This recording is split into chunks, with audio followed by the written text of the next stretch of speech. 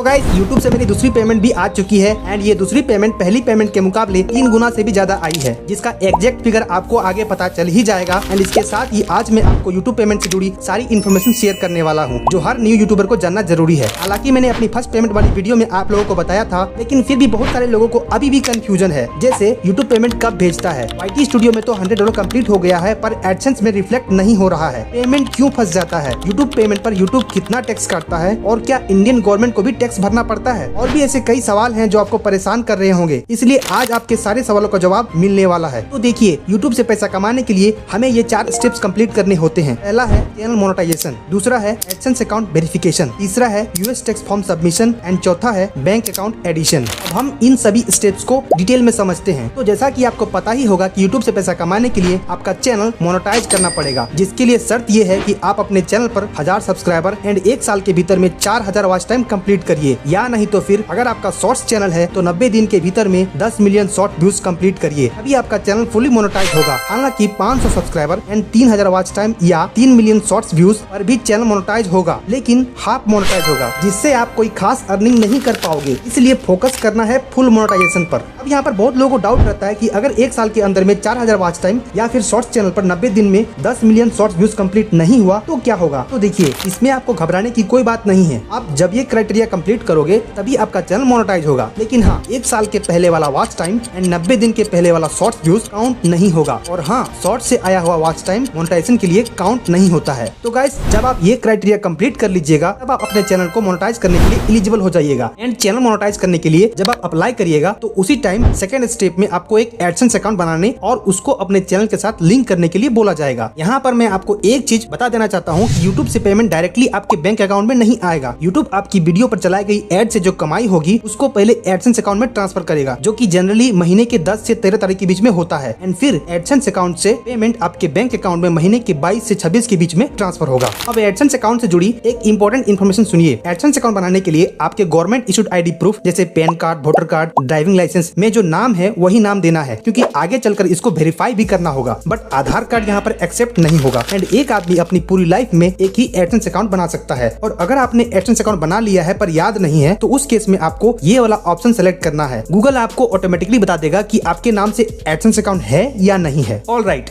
Step 2, AdSense account verification. जब आप AdSense account create करके अपने चैनल से लिंक करके अपने चैनल को सक्सेसफुली मोनेटाइज कर लीजिएगा, तब आपके YT स्टूडियो में डॉलर बनने शुरू हो जाएंगे। एंड जब ये बढ़कर $10 कंप्लीट हो जाएगा तब आपको अपना एडसेंस अकाउंट वेरीफाई करने के लिए एक मेल आएगा और बोलेगा कि आप अपना आइडेंटिटी और एड्रेस वेरीफाई करिए, जिसके लिए आपको कुछ टाइम लिमिट दिया जाएगा। आइडेंटिटी वेरिफिकेशन के लिए 45 डेज का टाइम मिलता है एंड एड्रेस वेरीफाई करने के लिए 4 महीने का टाइम मिलता है। अगर आपने इस टाइम लिमिट के अंदर में ये दोनों स्टेप्स कंप्लीट नहीं किया तो आपके वीडियोस पर एड्स चलना बंद हो जाएगा, यानी आपका चैनल डीमोनेटाइज हो जाएगा। इसलिए टाइम रहते ही ये दोनों प्रोसेस कर लीजिएगा। अब यहाँ पर थोड़ा सा ध्यान दीजिए। एड्रेस वेरीफाई करने के लिए मार्च 2025 से पहले एक ही मेथड थी, जो है गूगल पिन मेथड। लेकिन पिन वाली मेथड की परेशानी को देखते हुए गूगल एडसेंस ने मार्च 2025 में एक न्यू मेथड इंट्रोड्यूस किया, जिसको पर्सोना नाम दिया गया। पर्सोना मेथड में ये बेनिफिट है कि आप आइडेंटिटी और एड्रेस दोनों एक ही साथ वेरीफाई कर सकते हैं। यानी अगर आपने पर्सोना से वेरीफाई कर लिया है तो आपको गूगल पिन की जरूरत नहीं है। लेकिन सभी को पर्सोना से वेरीफाई नहीं हो पाता है, इसलिए पिन वाली मेथड अभी भी अवेलेबल है। इसलिए अगर आपकी ID प्रूफ में फोटो साफ साफ है तो आप पर्सोना से ट्राई करिए, नहीं तो फिर पिन वाली मेथड तो है ही। इस बारे में अगर आपको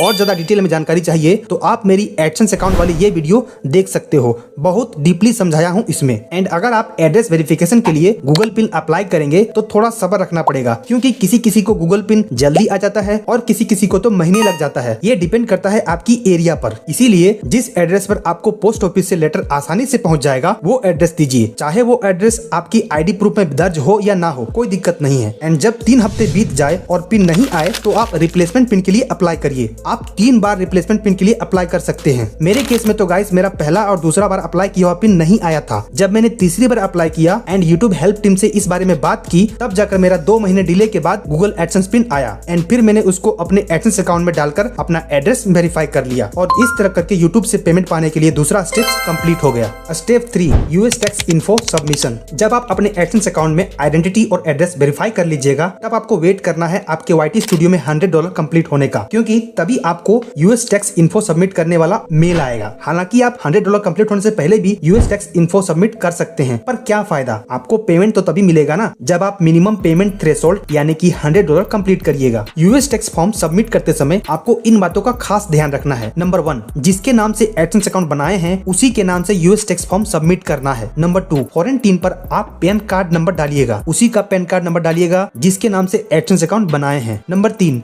टैक्स ट्रीटी में आपको ये ऑप्शन सिलेक्ट करना है, इसका एक स्क्रीनशॉट ले लीजिए। नंबर 4, यूएस टैक्स फॉर्म हर 2 साल में एक ही बार भरना पड़ता है। एंड हाँ, यूएस टैक्स फॉर्म सबमिट करने से पहले ये वीडियो जरूर देखिएगा, आपको एक क्लियर गाइडेंस मिलेगा। अब गाइस, बहुत सारे लोगों को ये भी डाउट रहता है कि क्या यूट्यूब पेमेंट पाने के लिए हमें इंडियन टैक्स फॉर्म भी सबमिट करना होता है। तो देखिए, अभी तो इंडियन टैक्स फॉर्म सबमिट नहीं करना है, पर हाँ, अगर आपकी सालाना इनकम 12 लाख से ज्यादा हो जाती है तो फिर आपको इंडियन टैक्स फॉर्म सबमिट करना है। इंडियन गवर्नमेंट ने 12 लाख की लिमिट प्रेजेंट फाइनेंशियल ईयर 2025-2026 के लिए सेट किया है। फ्यूचर में ये लिमिट बढ़ भी सकती है और घट भी सकती है। Step 4, bank account addition. And guys, जब आप यूएस टैक्स फॉर्म सबमिट कर लीजिएगा तो फिर यूट्यूब से पेमेंट पाने के लिए एक लास्ट स्टेप बचता है, वो है बैंक अकाउंट डिटेल्स ऐड करना। अब बैंक अकाउंट से रिलेटेड लोगों को बहुत कंफ्यूजन रहता है, तो देखिए, यूट्यूब पेमेंट के लिए आप वही बैंक ऐड करिए जिसमें यूट्यूब को पेमेंट भेजने में कोई दिक्कत ना हो, यानी कि उस बैंक के पास अपना स्विफ्ट कोड अवेलेबल हो। स्विफ्ट कोड, जिसको बैंक आइडेंटिफायर कोड BIC भी कहते हैं, ये 8 से 11 कैरेक्टर का एक यूनिक कोड होता है जो किसी भी बैंक या फिर फाइनेंशियल इंस्टीट्यूशन का इंटरनेशनल आइडेंटिफिकेशन नंबर होता है। उसका यूज इंटरनेशनल मनी ट्रांसफर के लिए होता है। जैसे इंडिया में एक बैंक से दूसरे बैंक में पैसा ट्रांसफर करने के लिए IFSC कोड की जरूरत होती है, उसी तरह से इंटरनेशनल ट्रांजेक्शन के लिए, यानी कि एक देश को दूसरे देश में पैसा भेजने के लिए स्विफ्ट कोड की जरूरत पड़ती है। तो जिस बैंक के पास स्विफ्ट कोड अवेलेबल है उसी बैंक को ऐड करिए। वैसे ज्यादातर यूट्यूबर गवर्नमेंट बैंक में SBI को सिलेक्ट करते हैं एंड प्राइवेट बैंक में HDFC बैंक को सिलेक्ट करते हैं। अब आपको स्विफ्ट कोड मिलेगा कैसे? तो देखिए, इसके लिए डायरेक्टली बैंक में जाना है और बैंक वालों से बात करनी है। एंड जब आपको स्विफ्ट कोड मिल जाए तो फिर उसको यहाँ पर डालना है, साथ ही अपना account number, IFSC code number भी डालना है और उसको सबमिट कर देना है।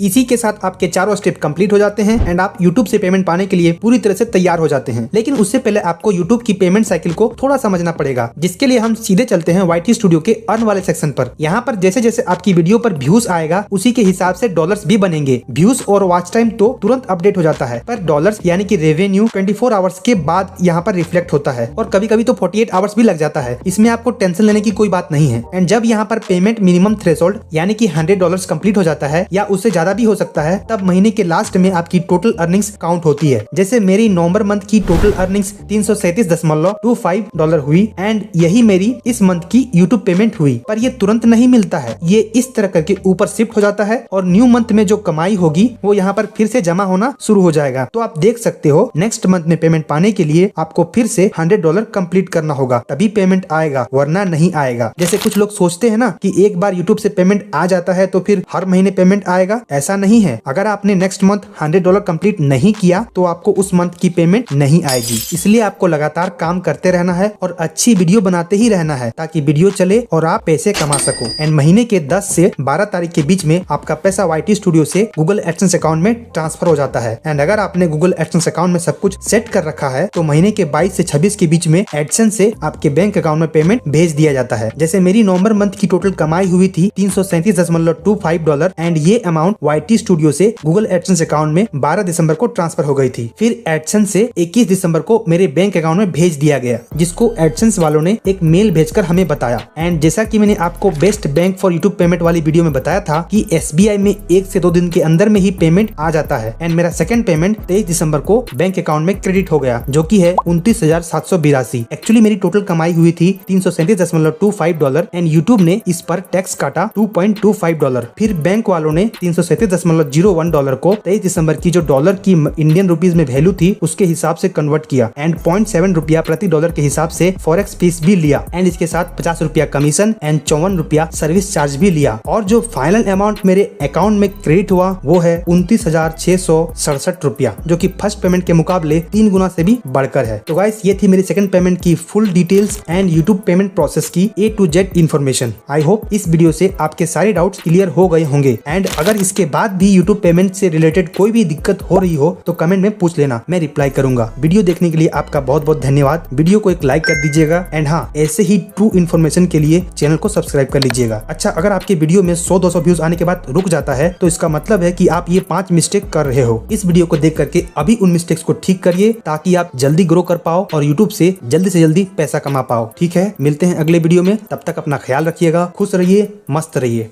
Tata, bye bye, see you soon.